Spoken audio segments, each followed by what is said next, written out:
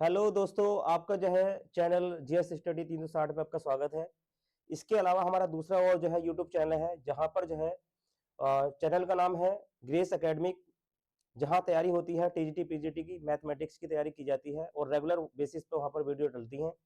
ठीक है, आज जो है ये हमारा वीडियो का जो है चौथा पार्ट है और इससे पहले मैं 3 पार्ट करा चुका हूं। और अगली वाली जो है ये वाले जो आज का जो हम टॉपिक करा रहे हैं ये है आपका नागरिकता और तथा जो है मौलिक अधिकार। ठीक है, अब यहाँ से 20 क्वेश्चन कराएंगे और 20 क्वेश्चन जो है आपके एग्जाम की दृष्टि से बहुत इंपॉर्टेंट है। और ये आपका एक तो नागरिकता और एक आपका जो है मौलिक अधिकार, ये बहुत इंपॉर्टेंट है एग्जाम की दृष्टि से। अब देखिए जो है मैं आपको इसके बारे में बताता हूँ। सबसे पहली बात देखो, यहाँ पर दे रखा है पहला ही क्वेश्चन देखिए, भारत में नागरिकता की निम्नलिखित विशेषताओं में से कौन सा सही है? कौन सा सही है? तो पहला हम नागरिकता के बारे में जो है जो जो फैक्ट आपके क्वेश्चन बनते हैं आपके एग्जाम में, उनको हम क्वेश्चन को देख रहे हैं। देखिए जरा, यह क्वेश्चन आपको बताता हूं मैं। सबसे पहले बात, अगर मैं बात करूं नागरिकता की, अगर हम नागरिकता की बात करते हैं तो पहला पॉइंट तो ये बनता है कि भाग जो है 2 में क्या है? नागरिकता। भाग 2 में जब नागरिकता है तो आर्टिकल जो है आपसे पूछा जाता है ये किस आर्टिकल में है? 5 से लेकर 11 तक जो आता है नागरिकता आती है। भारत में जो नागरिकता है, भारत में जो नागरिकता है ये एकल है, एकल नागरिकता है। और भारत में जो एकल नागरिकता है, एकल नागरिकता, ये हमने एक्सेप्ट जो की है, ये की है ब्रिटेन से। कहां से एक्सेप्ट किए हैं? ये है ब्रिटेन से। अगर हम देखेंगे यहां से अगले क्वेश्चन की बात कर रहे हैं, यहां से देखो नागरिकता से और क्या क्वेश्चन बन सकता है, याद करना। एक होता है नागरिक और एक होता है व्यक्ति। तो व्यक्ति जो है वो किसी भी देश का हो सकता है, लेकिन जो नागरिकता, अगर भारत का अगर नागरिक है तो ये क्या करेगा? एक तो सबसे पहला चुनाव लड़ने का अधिकार इसके पास होगा, इसके बाद में उसका जो है आधार कार्ड में नाम होगा। इसके अलावा अगर हम देखेंगे यहां पर वोट डालने का अधिकार उसको होगा, यानी वोट का राइट होगा उसके पास। ठीक है, तो व्यक्ति और नागरिक में क्या डिफरेंस होता है? व्यक्ति जो है किसी भी देश का हो सकता है, लेकिन पर्टिकुलर अगर हमारे भारत की बात करेंगे तो अगर कोई व्यक्ति चुनाव लड़ने का अधिकार है या आधार अगर उसका कार्ड है या इसके बाद में वोट देने का उसका राइट है, तो वो व्यक्ति क्या कहलाता है? नागरिक कहलाता है। ठीक है, यानी अगर हम बात करेंगे यहां से नागरिक कहलाता है, और इसके बाद में अगर हम जो है सारे को इंप्लीमेंट करता है तो नागरिकता बन जाती है। ठीक, अगर हम एक क्वेश्चन और देखें यहां से, तो एक आपका जो आर्टिकल है, एक आता है इसके अंदर 5, एक आता है आर्टिकल 6, एक आता है आर्टिकल 7, एक आता है आर्टिकल जो है 8, एक आता है आर्टिकल 9, एक आता है आर्टिकल 10 और एक आता है 11। यानी आर्टिकल 5 क्या कहता है? संविधान के प्रारंभ में नागरिकता, संविधान के प्रारंभ में नागरिकता, यानी संविधान के प्रारंभ में जो नागरिकता है वो हम किस आधार पर मानेंगे? या तो वो भारत में जन्मा हो, या तो वो भारत में जन्मा हो, या किसी भी व्यक्ति के माता पिता का जन्म जो है भारत में हुआ हो, भारत में हुआ हो, या इसके बाद में 26 जनवरी 1950 से पहले उसका जन्म भारत में हुआ हो, या उसके बाद जो है भारत में जन्मा हो, ऐसे व्यक्ति को भारत का नागरिक माना जाएगा। ठीक है, तो ये वाला आर्टिकल जो है 5 कहता है। आर्टिकल जो 6 कहता है, अगर कोई पाकिस्तान से प्रव्रजन करके, प्रव्रजन मतलब कोई पाकिस्तान से अगर आकर भारत में आकर बसता है, तो ऐसी कंडीशन में उसको जो है डेट दी गई है, याद रखना 19 जुलाई 1948। ठीक है जी, 19 जुलाई आपका जो है 1948 तक अगर वो पाकिस्तान से छोड़कर भारत में अगर प्रवेश कर लेता है, और इसके बाद में तो ऐसे व्यक्ति को भारत का नागरिक माना जाएगा। इसके बाद में अगर कोई अगर मान लीजिए यहां से इंडिया का कोई व्यक्ति या इंडिया छोड़कर कोई अगर पाकिस्तान चला गया हो, पाकिस्तान चला गया हो और 1 मार्च 1947 से पहले, तो ऐसे व्यक्ति को भारत का नागरिक नहीं माना जाएगा। आर्टिकल 7 के 8 क्या कहता है देखो, यानी जो विदेशी, यानी ऐसा मानकर चलो भारतीय मूल के जो व्यक्ति हैं, कौन है? भारतीय मूल के जो व्यक्ति हैं,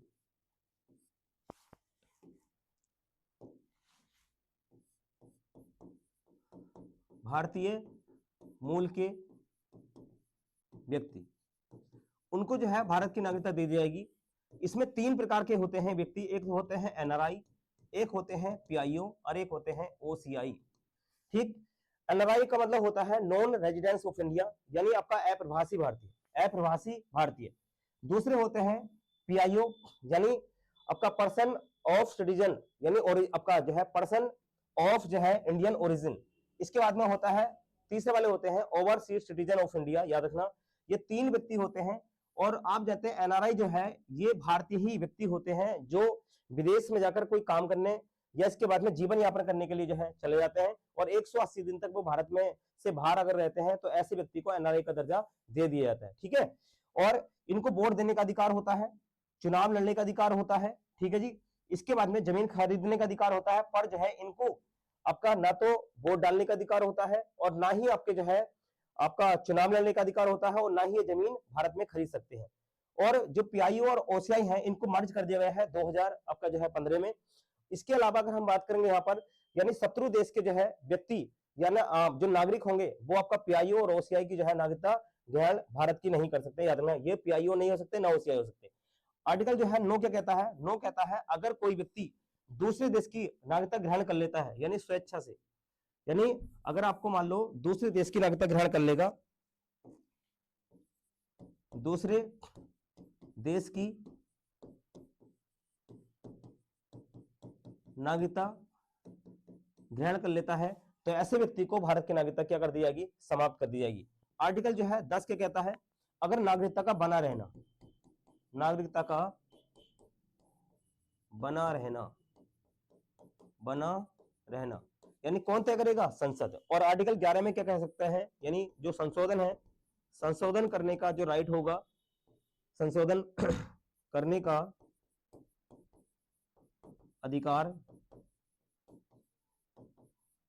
अधिकार वो संसद को होगा।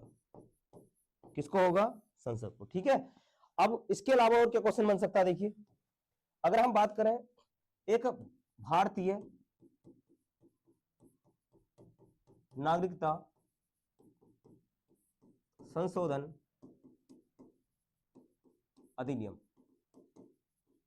ये जो अधिनियम आया था 1955 में आया था और 1955 में ही यानी सुधार के अंदर अब तक जो है कितने संविधान संशोधन हो चुके हैं, एक तो 1986 में हुआ है, एक 1992 में हुआ है, एक आपका 2003 में हुआ है, एक आपका जो है 2000 आपका जो है 5 में हुआ है, इसके अलावा एक 2015 में हुआ है और इसके अलावा 2019 में हुआ है। और 19 में ही आपने सुना भी होगा CAA आपका जो है जो 2019 के अंदर आया था और इसके अंदर क्या है, जो भी आपका अल्पसंख्यक है यानी पाकिस्तान, अफगानिस्तान और इसके बाद में बांग्लादेश, क्या है, बांग्लादेश। तो ऐसे यानी जो माइनॉरिटी के लोग हैं यानी अल्पसंख्यक हैं, तो ऐसे व्यक्ति को क्या करा जाएगा, अगर ये 2014 तक 5 साल तक रहते हैं तो ऐसे व्यक्ति को भारतीय नागरिक माना जाएगा। ठीक है जी, अब हम अगले क्वेश्चन देखते हैं। क्वेश्चन आप देखो, जो मैंने पूरा टॉपिक है इसका पूरा निचोड़ बता दिया है। एक चीज और देख लेना, नागरिकता जो है कितने प्रकार से दी जाती है, कितने प्रकार से दी जाती है नागरिकता। तो याद रखना नागरिकता जो है वो 5 प्रकार से दी जाती है। नंबर 1 जन्म के आधार पर, नंबर 2 वंश के आधार पर, नंबर 2 है वंश के आधार पर, और तीसरा जो टाइप आता है इसके अंदर आता है पंजीकरण के आधार पर। किसके आधार पर, पंजीकरण के आधार पर। और जो चौथा टाइप आता है उसे कहते हैं देशीकरण। और इसके बाद में पांचवा जो टाइप आता है उसे कहते हैं भूमि अर्जन, भूमि अर्जन। ठीक है, अगर मैं बात करूं जन्म, यानी 26 जनवरी 1950 से बाद में अगर किसी का जन्म भारत में हुआ है तो ऐसे व्यक्ति को क्या माना जाएगा, जन्म के आधार पर भारत का नागरिक माना जाएगा। वंश के आधार पर, मान लो अगर कोई व्यक्ति, भारत का व्यक्ति अगर जो है विदेश में जाकर रह रहा हो और इसके बाद में जो है उनमें से किसी का माता पिता भारत में उनका जन्म हुआ हो तो ऐसे व्यक्ति को भी भारत का जो है वंश के आधार पर नागरिक माना जाएगा। पंजीकरण के आधार पर, पंजीकरण रजिस्ट्रेशन के आधार पर अगर जो है 5 वर्ष तक लगातार अगर वो रहता है और पंजीकरण के आधार पर जो है उसे भी नागरिकता दे दी जाती है। और देशीकरण का मतलब क्या होता है, पहले 11 वर्ष थी, फिर बाद में 7 वर्ष कर दी गई और अब है 5 वर्ष।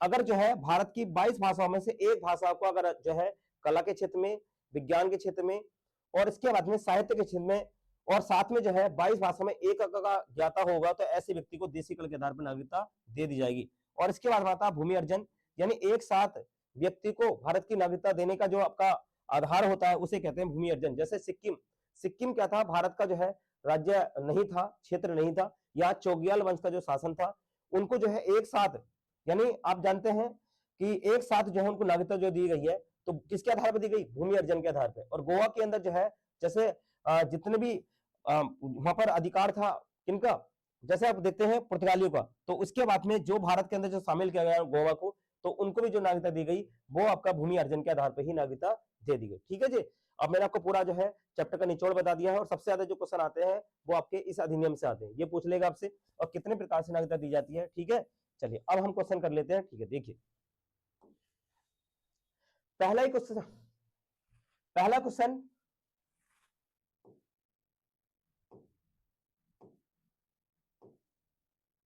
देखिए, पहला ही क्वेश्चन कह रहा है भारत में नागरिकता की निम्नलिखित विशेषताओं में से कौन सी एक सही है। पहला ऑप्शन दे रखा है राज्य तथा राष्ट्र की दोहरी नागरिकता, यानी भारत में जो है राज्य, और क्योंकि राज्य की तो नागरिकता होती नहीं, राज्य का मतलब होता है अधिवास करना, राज्य के अंदर जो व्यक्ति होते हैं वो क्या करते हैं, अधिवास करते हैं, निवास करते हैं। इसका मतलब दोहरी नागरिकता तो है नहीं, और दोहरी नागरिकता का जो है ये आपका किसमें है, यूएसए में है, अमेरिका के अंदर है। ठीक है जी, अब इसके बाद में कह रहा है राज्य की एकल नागरिकता, राज्य की नागरिकता तो होती नहीं, यानी इसका मतलब ऑप्शन ये वही कट हो गया।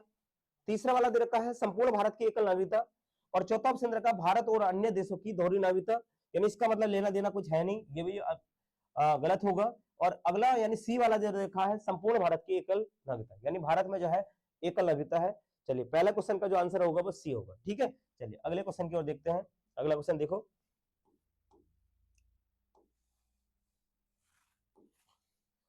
अगला क्वेश्चन देखिए, निम्नलिखित में से भारत में नागरिकता निर्धारण का विशिष्ट अधिकार किसके पास है। नागरिकता का निर्धारण करने का जो अधिकार है, विशिष्ट अधिकार किसके पास है, तो ऑप्शन दे रखा है इसमें न्यायालय, दूसरा ऑप्शन दे रखा है राष्ट्रपति, तीसरा ऑप्शन दे रखा है लोकसभा, चौथा ऑप्शन दे रखा है केंद्र सरकार, और चौथा ऑप्शन दे रखा है यानी जो है ई दे रखा पांचवा, यानी उपयुक्त में से कोई नहीं, यानी एक से अधिक। इसका मतलब भारत में नागरिकता निर्धारण का जो विशिष्ट अधिकार है वो किसके पास होता है, संसद के अधिकार, संसद के पास होता है। और ये वाली बात हमने आपको बताया था कि भैया याद रखना, संसद ही क्या कर सकती है, नागरिकता संशोधन कर सकती है। ठीक है, तो इसका ऑप्शन क्या होना चाहिए आपका, यानी ई होना चाहिए। ठीक है, संसद। चलिए अगला क्वेश्चन देखिए, अगला क्वेश्चन देखा है किस देश में दोहरी नागरिकता का सिद्धांत स्वीकार किया गया है। अब दोहरी नागरिकता की अगर मैं बात करता हूं तो भारत के अंदर तो नहीं है, ऑस्ट्रेलिया के अंदर भी नहीं है, कनाडा के अंदर नहीं, यानी दोहरी नागरिकता का जो प्रावधान है वो किसमें है, यूएसए के अंदर। अभी कुछ देर पहले हमने आपको बताया है। ठीक है, चलिए डी ऑप्शन ठीक होगा। अगला क्वेश्चन देखिए, अगला क्वेश्चन दे रखा है निम्नलिखित में से किसको संविधान द्वारा मौलिक अधिकारों को लागू करवाने की शक्ति दी गई है। देखो क्वेश्चन दोबारा सुनो, निम्नलिखित में से किसको संविधान द्वारा मौलिक अधिकारों को लागू करवाने की शक्ति दी गई, लागू करवाने की शक्ति दी गई है। ठीक है, ऑप्शन दे रखा है संसद को, ऑप्शन दे रखा है राष्ट्रपति को, भारत के सभी न्यायालय को, और डी ऑप्शन देखा सर्वोच्च न्यायालय तथा आपका जो है उच्च न्यायालय को। यानी मौलिक अधिकार की बात कर रहा है। पहले तो हम इस क्वेश्चन को देख लेते हैं जरा थोड़ा सा इसके बारे में। अगर हम मौलिक अधिकारों की बात करें, मौलिक अधिकारों की देखिए,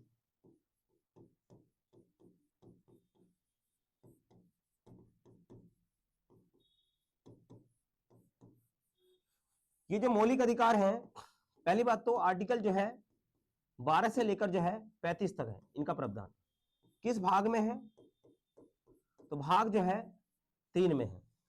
आपसे पूछेगा जो मौलिक अधिकार है ये क्या होते हैं, एक वाद योग्य होते हैं। वाद योग्य का मतलब होता है आप न्यायालय की शरण, यानी इसका मतलब अगर आपके मौलिक अधिकारों का हनन होता है, मौलिक अधिकारों का हनन होता है या हनन होने पर न्यायालय की शरण ले सकते हैं, न्यायालय की शरण ले सकते हैं। ठीक है, यानी व्यक्ति को, यानी जो व्यक्ति होता है, व्यक्ति के अधोमुखी विकास के लिए,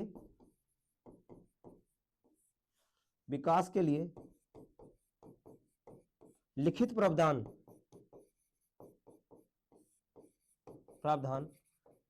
ये मौलिक अधिकार कहलाता है। ठीक है जी, मौलिक अधिकार जो है व्यक्ति तथा राज्य के विरुद्ध दिए गए, ठीक है, विरुद्ध दिए गए। आगे देखिए, अगर आपसे पूछता है मौलिक अधिकारों का, मौलिक अधिकारों का जननी, आप जानते हैं 1215 ईस्वी में ब्रिटेन में अपने मजदूरों को एक मैग्ना कार्टा,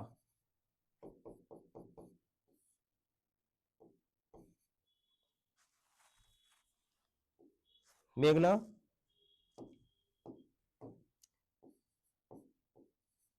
के आधार पर दिया था। अगर आपसे ये पूछता है मौलिक अधिकारों का मौलिक अधिकारों का जनक किसे कहा जाता है, तो आपको बताना है यूएसए। क्या है? यूएसए। ठीक है, और मैं बात करूं भारत में, तो भारत में सर्वप्रथम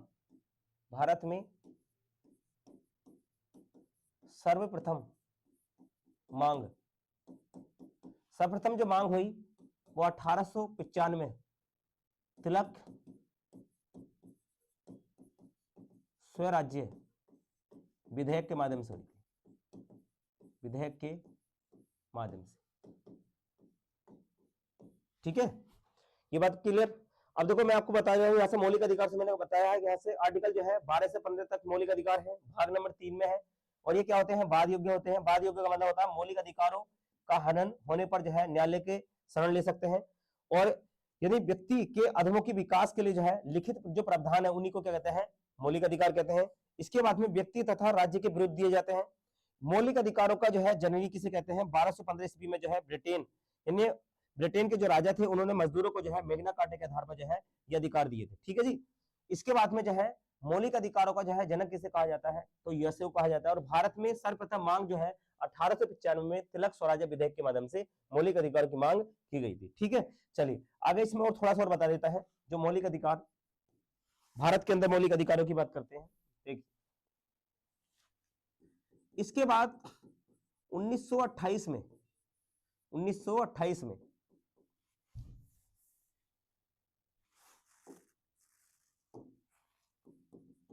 1928 में नेहरू रिपोर्ट के आधार पर मौलिक अधिकारों की मांग की गई थी। इसके बाद में 1931 में कांग्रेस के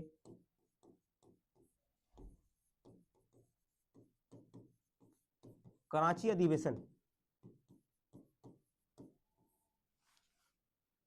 की अध्यक्षता, ठीक है,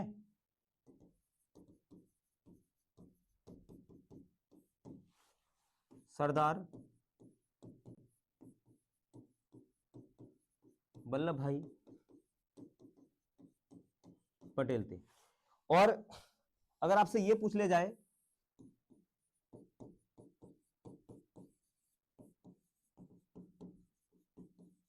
मौलिक अधिकारों की समिति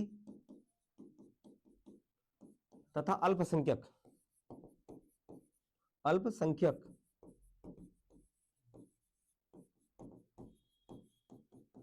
समिति के अध्यक्ष कौन थे? सरदार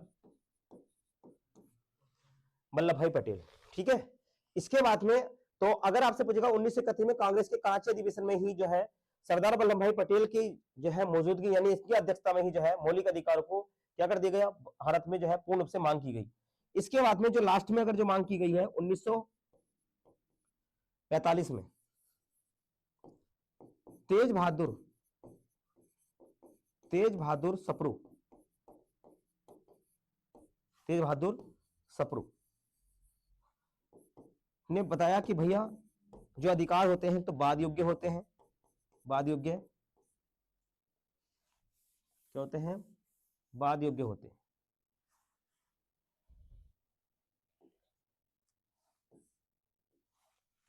देखिए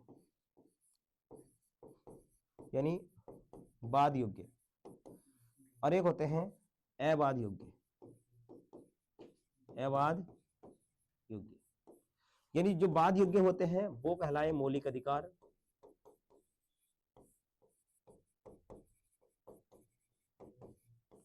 और जो अबाध योग्य होते हैं उन्हें कहा गया डीपीएसपी, यानी राज्य के नीति निर्देशक तत्व। ठीक है जी। अब थोड़ा और बात कर लेते हैं। जो मौलिक अधिकार होते हैं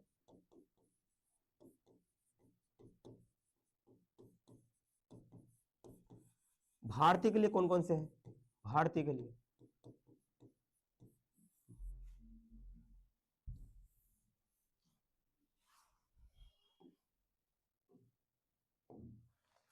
चलिए भारतीय के लिए बात कर लेते हैं।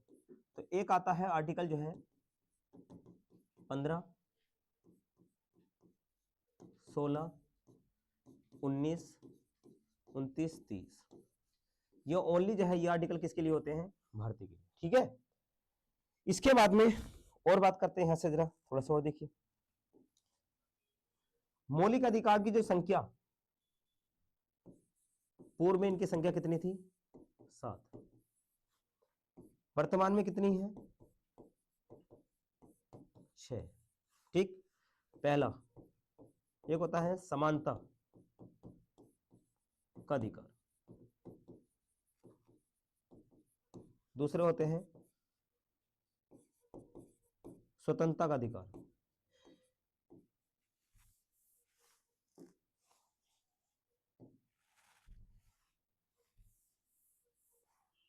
पहला नंबर हो गया। दूसरा का अधिकार। ठीक है। ये आर्टिकल जो है 14 से लेकर कितने तक होते हैं, 18। ये होते हैं 19 से लेकर 22।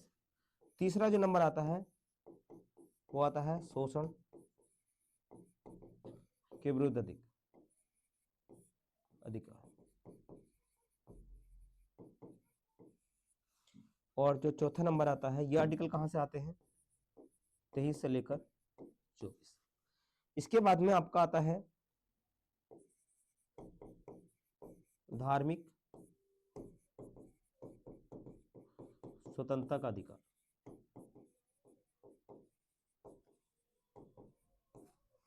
पांचवा जो नंबर आता है ये आते हैं आपके 25 से लेकर 28 तक।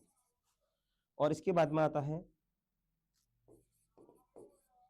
अल्पसंख्यक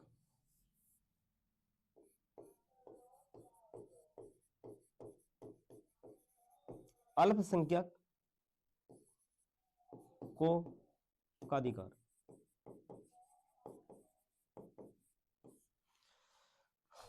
छठा नंबर आता है संपत्ति का अधिकार। ये आर्टिकल कहां से है, 29 से लेकर जो है 30। और ये आता है 31।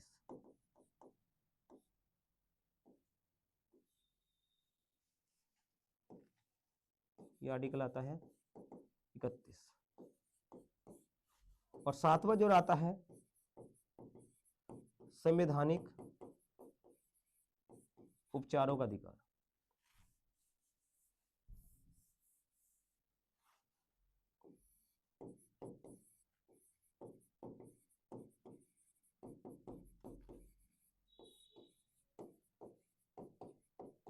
उपचारों का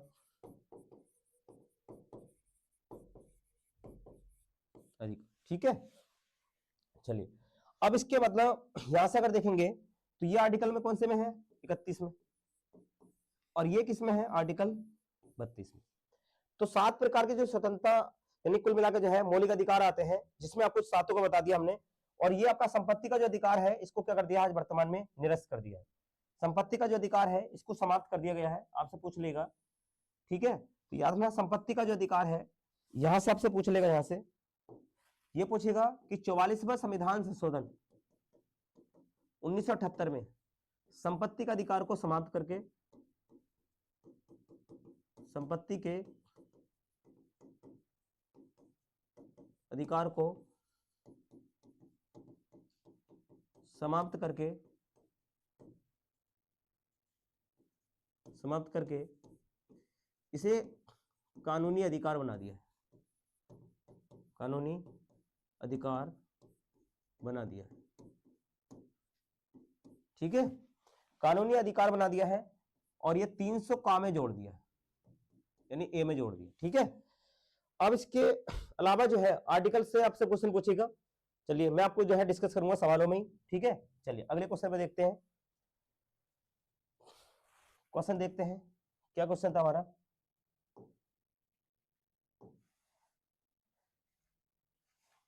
अब यहां था निम्नलिखित में से किसको संविधान द्वारा मौलिक अधिकारों को लागू करवाने की जो है शक्ति दी गई है। संसद को। अगर वो कहता है कि मौलिक अधिकारों में संशोधन करने की शक्ति किसके पास है, तो आपको आंसर देना था इसमें संसद। लेकिन याद रखना वो कह रहा है लागू करवाने की जो शक्ति दी गई है, और तो आंसर क्या होगा इसका, डी, यानी सर्वोच्च न्यायालय और उच्च न्यायालय को शक्ति दी गई। याद रखना मौलिक अधिकारों का अगर आपसे ये पूछ ले, मौलिक अधिकारों का संरक्षक किसे कहा जाता है, तो आपको बताना है किसको कहा जाता है, सुप्रीम कोर्ट को। एक चीज और, भाग 3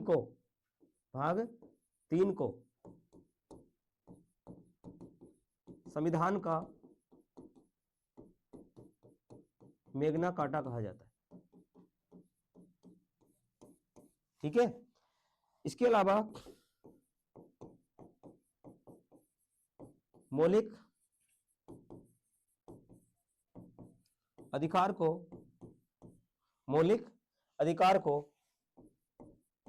संविधान की आत्मा,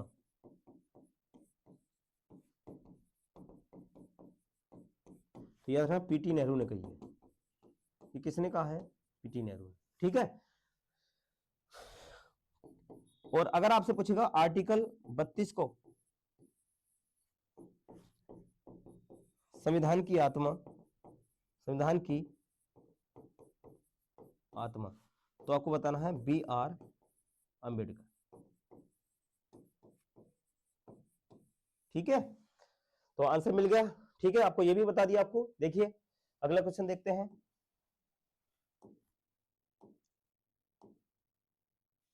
अगला क्वेश्चन देखिए, याद रखा क्वेश्चन नंबर 5, मौलिक अधिकार कभी भी निलंबित नहीं किए जा सकते, कभी भी निलंबित नहीं किए जा सकते, बिल्कुल सही बात है। यानी आप जो है वो कह रहा है यहाँ पर, दूसरा ऑप्शन रखा है आपातकालीन स्थिति में निलंबित किए जा सकते हैं। याद रखना आपातकालीन स्थिति में निलंबित किए जा सकते हैं। और तीसरा ऑप्शन रखा है प्रधानमंत्री के निर्देशों पर जो है से निलंबित हो सकते हैं, यानी प्रधानमंत्री के निर्देशों पर हो सकते हैं, राष्ट्रपति की इच्छा पर निलंबित हो सकते हैं। याद रख लेना आपातकालीन जो है स्थिति में निलंबित किए जा सकते हैं। तो राइट आंसर क्या होगा इसका, बी, ठीक है जी, आपातकालीन। और आर्टिकल जो है 20-21 को छोड़कर,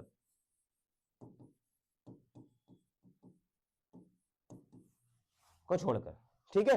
चलिए अगले क्वेश्चन पर देखते हैं। अगला क्वेश्चन क्या कह रहा है, अगला क्वेश्चन कह रहा है भारतीय संविधान में जैसा निहित है निम्नलिखित में से कौन सा समानता की मौलिक अधिकारों में सम्मिलित नहीं है। यानी भारतीय संविधान में जैसा निहित है कि निम्नलिखित में से कौन सा जो है समानता के मौलिक अधिकारों में सम्मिलित नहीं है। कानून के समक्ष समानता ये तो है, और आप जानते हैं कानून के समक्ष समानता ये तो आर्टिकल आपका जो है 14 है, और 14 के अंदर क्या दे रखा है, कानून के समक्ष समानता, कानून के समक्ष समानता, कानून के समक्ष संरक्षण। याद रखना ये आपका यूएसए से लिया गया है, और ये जो लिया गया है ये लिया है ब्रिटेन से। इसमें क्या है, कानून सभी के लिए समान है, कानून सभी के लिए समान है, चाहे भारत का आम व्यक्ति क्यों ना हो, चाहे वो जो है राष्ट्रपति क्यों ना हो। लेकिन कानून के सब समक्ष समानता समक्ष जो संरक्षण है, याद रखना आर्टिकल जो है 361 के माध्यम से ये अपवाद है, एक तो राष्ट्रपति और एक है गवर्नर, यानी आपका राज्यपाल को गिरफ्तार, पद पर रहते हुए गिरफ्तार नहीं कर सकते। ठीक है, अब वो कह रहा है सवाल में अफसर की समानता, अफसर की जो है समानता की बात कर लेते हैं। इसके बाद में दे रखा है सामाजिक समानता और एक आर्थिक समानता। तो आर्थिक समानता जो है ये नहीं दे रखी है, आर्थिक जो समानता की बात है ये वाला गलत है, ठीक है, सम्मिलित नहीं है। चलिए अगला क्वेश्चन देखते हैं। अगला क्वेश्चन है बंदी बनाए गए व्यक्ति के मौलिक अधिकारों की रक्षा किस अनुच्छेद में प्रदत्त है? यानी बंदी बनाए गए, आप जानते हैं बंदी बनाए गए की बात कर रहा है, और यहाँ आर्टिकल जो है 15, क्योंकि आर्टिकल 15 में क्या है, यानी कोई व्यक्ति किसी मूल वंश जाति लिंग आधार का है, भेदभाव नहीं किया जाएगा। इसके बाद में जो 17 के अंदर क्या है, छुआछूत का जो है अनटचबिलिटी दे रखी है, छुआछूत का अंत है। और आर्टिकल 21 में क्या है, प्राण एवं देह स्वतंत्रता है, यानी इसके अंदर भी नहीं है। और बंदी बनाए गए व्यक्ति के मौलिक अधिकारों की रक्षा, यानी यदि किसी व्यक्ति को बंदी बनाया गया है तो 24 घंटे के अंदर अंदर जो है उसको छोड़ना पड़ेगा। और ये वाली जो बात है दो तरह से, एक तो होता है सामान्य गिरफ्तारी और एक होता है जो है जिसमें निवारक निरोध गिरफ्तारी। यदि कोई व्यक्ति अपराध करने के, यानी अपराध करने के बाद किसी व्यक्ति को गिरफ्तार किया जाता है, 24 घंटे के अंदर अंदर नजदीक के मजिस्ट्रेट में उसको जो है पेश करना पड़ेगा। इसके अलावा दूसरे तरह का है निवारक निरोध गिरफ्तारी में क्या होगा, शक के आधार पर गिरफ्तार कर लिया जाता है और कम से कम 3 महीने की जो है रिमांड में जाता है। इसलिए बंदी बनाए गए व्यक्ति के मौलिक अधिकार की रक्षा जो है किस अनुच्छेद में की जाती है, तो आर्टिकल क्या होगा 22। क्वेश्चन की ओर देखते हैं। देखिए क्वेश्चन दे रखा है व्यक्तिगत स्वतंत्रता के लिए उच्च न्यायालय निम्नलिखित में से किस रिट को जारी कर सकता है? देखिए अगर मैं रिट की बात करूं यहां से, तो क्वेश्चन देखते हैं रिट पदरा क्या क्वेश्चन बन सकता है। तो जो रिट है ना, इसका मतलब क्या होता है, इसका मतलब होता है लेख से, हिंदी का मतलब क्या होता है, लेख, लेख। और ये हमने जो प्रावधान लिया है ये ब्रिटेन से लिया है, और हमने आपको बताया था कि जो रिट है ये आर्टिकल जो है 32 में है। किस आर्टिकल में है, 32 में। ठीक है, 5 प्रकार की रिट होती हैं। एक होता है बंदी प्रत्याक्षीकरण,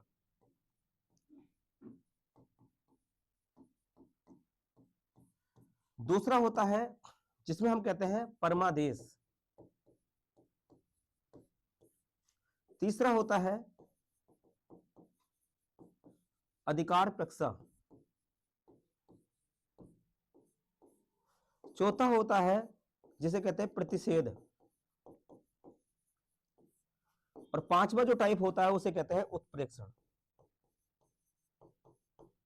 ठीक है, तो पहली रिट क्या कह रही है, बंदी प्रत्याक्षीकरण में क्या होता है, ये कहता है यदि किसी व्यक्ति को गिरफ्तार कर लिया गया है तो यानी आपका जो न्यायालय है, यानी सुप्रीम कोर्ट, हाई कोर्ट या मजिस्ट्रेट के सामने जो है पेश करना पड़ेगा सशरीर। इसका मतलब ये है। परमादेश का मतलब क्या होता है, यदि किसी कोई व्यक्ति अपने अधिकारों का प्रयोग सही तरह से नहीं कर रहा है तो कोर्ट के द्वारा उसे आदेश दे दिया जाता है या तो अपने जो है पद का सही तरह से आपका उपयोग करिए, नहीं तो आपको पद से वंचित कर दिया जाएगा। तीसरे के बाद जो है अधिकार पक्ष का मतलब होता है यदि कोई व्यक्ति बिना योग्यता के किसी पद को धारण कर लिया है तो ऐसी कंडीशन में उसको जो है इस पद से मुक्त कर दिया जाता है। और प्रतिषेध का मतलब होता है, प्रतिषेध का मतलब होता है रोकना। क्या होता है, रोकना। यदि कोई अगर फैसला, निचली अदालत कोई फैसला सुनाती है तो उसके जो है फैसले को जो है सुप्रीम कोर्ट या हाई कोर्ट के द्वारा उसको रोक लगा दी जाती है। और उत्प्रेक्षण का मतलब होता है यदि कोई मामला, लंबित मामला चल रहा है तो अपने है उस मुकदमे को ट्रांसफर करा दिया जाता है। ठीक है नहीं, तो अब कुल मिलाकर 5 रेट के बारे में मैंने बता दिया आपको। और ये तीनों की तीनों जो रेट है ये व्यक्ति के लिए होती है। किसके लिए होती है, कोर्ट जो है ये व्यक्ति के लिए जारी कर सकता है, और ये जो है 2 रेट जो होती है ये कोर्ट के लिए जारी करता है। ठीक है जी, तो अब यहां पर वो कह रहा है व्यक्तिगत स्वतंत्रता के लिए उच्च न्यायालय निम्नलिखित में से किस रिट को जारी कर सकता है, यानी परमादेश को भी कर सकता है, अधिकार प्रक्षा को भी कर सकता है, बंदी प्रत्याक्षीकरण को भी कर सकता है, और अधिकार प्रक्षा को भी कर सकता है। ठीक है, अच्छा 2 ऑप्शन आ गए, तो इसका मतलब ऑप्शन क्या होगा, यानी सबको कर लेगा, बिल्कुल ये ऑप्शन इसका होगा। ठीक है, चलिए अगला क्वेश्चन की ओर देखते हैं। मिलान करिए, आपको बता रहा है आर्टिकल 18 है, यानी इसमें दे रखा देखो उपाधियों का अंत, यानी मैचिंग करना आपको। पहला ऑप्शन दे रखा है यहाँ पर, देखिए यहाँ 1 का का 3, V का 4, यहाँ से इसका आपका बताना है। तो पहला देखिए यहाँ पर उपाधियों का अंत, उपाधियों का जो अंत है वो किस आर्टिकल में दिया गया है, ये पूछ रहा है। तो उपाधियों का जो अंत है या इसके बाद में दे रखा है धार्मिक मामलों के प्रबंध की स्वतंत्रता, अल्पसंख्यक की भाषा का संरक्षण या शिक्षा का अधिकार। देखिए उपाधियों का जो अंत है ये आर्टिकल किसमें है, 18 में है। यानी जो राज्य है शिक्षा, शिक्षा और सेना को छोड़कर कोई उपाधि नहीं ले सकता, कोई भी व्यक्ति जो है ये उपाधि नहीं ले सकता, ठीक है।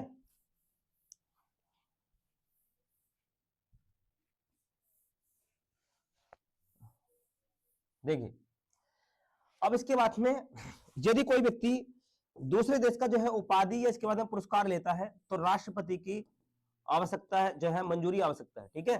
तो अगर राष्ट्रपति की जो है मंजूरी चाहिए, यानी राष्ट्रपति से परामर्श या ऐसे मान लो मंजूरी चाहिए,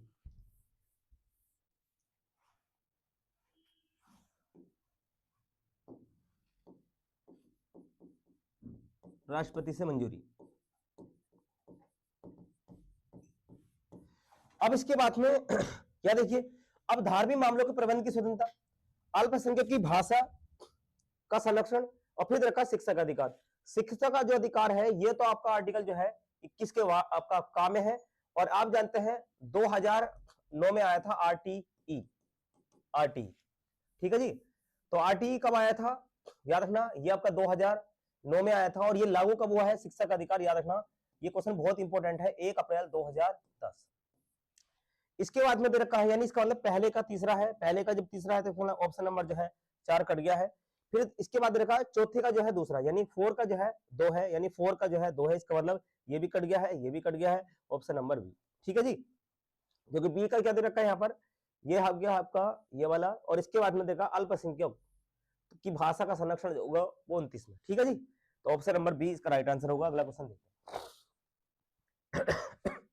भारतीय संविधान का कौन सा अनुच्छेद अल्पसंख्यक को अपनी मनपसंद शिक्षण संस्थानों को स्थापित एवं संचालन करने के अधिकार का जो है संरक्षण प्रदान करता है? 19 में तो भाई स्वतंत्रता है, पहले स्वतंत्रता 7 थी, आज वर्तमान में कितनी हो गई हैं? तो वर्तमान में जो है स्वतंत्रता जो है, वर्तमान में स्वतंत्रता हो गई है 6, ठीक है। जैसे पहली स्वतंत्रता क्या है, वाक एवं अभिव्यक्ति की स्वतंत्रता, अभिव्यक्ति की स्वतंत्रता। दूसरा होता है जिसमें शांतिपूर्ण तरीके से, शांतिपूर्ण तरीके से सभा कर सकते हैं। इसके बाद में संघ क्या बना सकते हैं, संघ बना सकते हैं, समिति बना सकते हैं, ठीक है जी। इसके बाद में आपका जो है घूम सकते हैं, बस सकते हैं, यानी आवास बना सकते हैं, क्या बना सकते हैं, आवास बना सकते हैं। 5वां हो गया हमारे पास, आवास बना सकते हैं। और छठा नंबर जो आता है उसे कहते हैं संपत्ति, संपत्ति की स्वतंत्रता। और 7वां दे रखा है जिसमें कह रहे हैं व्यापार कर सकते हैं, क्या कर सकते हैं, व्यापार। तो संपत्ति की जो स्वतंत्रता है ये क्या कर दी है, समाप्त कर दी है, जो कि 44वां संविधान संशोधन 1978, ठीक है जी। और इसके बाद में अगर हम बात करेंगे यहाँ पर आर्टिकल 26 को अभी बताया था हमने, धार्मिक प्रबंध की स्वतंत्रता है। 29 के अंदर जो है भाषा लिपि है अल्पसंख्यकों के लिए। 30 के अंदर जो है मनपसंद का जो है क्या कर सकते हैं, शिक्षण संस्थान खोल सकते हैं, ठीक है, डी ऑप्शन। चलिए अगला क्वेश्चन, संविधान के किस अनुच्छेद के अंतर्गत सिखों द्वारा कृपाण धारण करना धार्मिक स्वतंत्रता का अंग माना गया है? आर्टिकल 24 की बात करते हैं। अगर मैं बात करूं, पहले इसकी बात कर लेते हैं। देखिए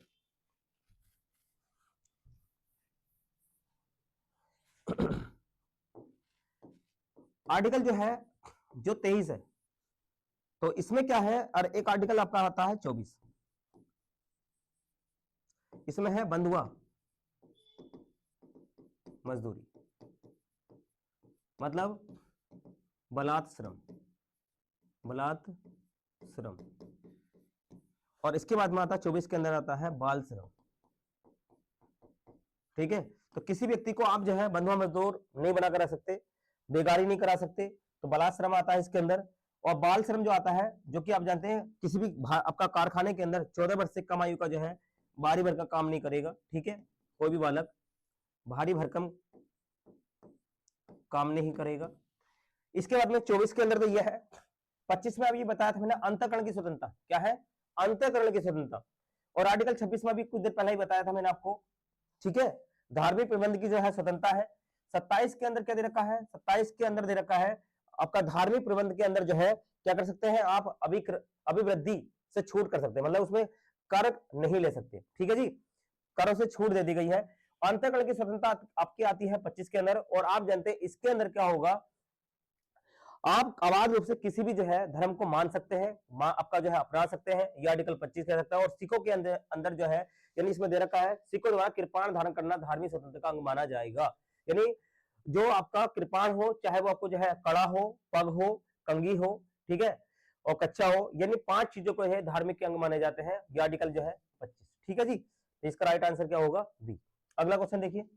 अगला क्वेश्चन दे रखा है किस बाद में संसद को मौलिक अधिकारों में संशोधन का अधिकार दिया गया है? यानी संसद को मौलिक अधिकारों को जो है मौलिक अधिकारों में संसद का अधिकार दिया गया, संशोधन का अधिकार दिया गया है। तो एक दे रखा है गोलखनाथ, वो या केशवानंद, सॉरी, एक है गोलखनाथ, दूसरा दे रखा है, तीसरा दे रखा है सज्जन कुमार बाद, चौथा ऑप्शन दे रखा है राजनारायण बनाम आपका जो है इंदिरा गांधी बाद। याद रखना, मौलिक अधिकारों में संशोधन का जो अधिकार है वो केशवानंद है 1900 याद रखना 73 वर्सेस केरल राज्यवाद। ठीक है जी, अगला क्वेश्चन देखते हैं। अगला क्वेश्चन देखा है संपत्ति के मौलिक अधिकारों को कब समाप्त किया गया है? संपत्ति के मौलिक अधिकारों को हमने आपको बताया था। ऑप्शन दे रखा है इसमें, या देखिए 1978 में संविधान के 44वें संविधान संशोधन द्वारा, 1982 में संविधान के 46वें संविधान संशोधन द्वारा, 1976 में संविधान के 41वें संविधान संशोधन द्वारा, 1973 में संविधान के 31वें संविधान संशोधन द्वारा। उपयुक्त में से कोई नहीं, तो राइट आंसर क्या होगा? ए। चलिए अगला क्वेश्चन देखो। अगला क्वेश्चन देखा निम्नलिखित में से कौन सा मूल अधिकार विदेशी नागरिकों को प्राप्त नहीं है? और हमने आपको बताया था आर्टिकल 15, 16, 19, 29 और 30 ये ओनली इंडियन के लिए है। किसके लिए है? जो भी इसमें होगा इसका वाला आंसर वही होगा। ठीक है, विधि के समक्ष समानता का अधिकार ये तो है।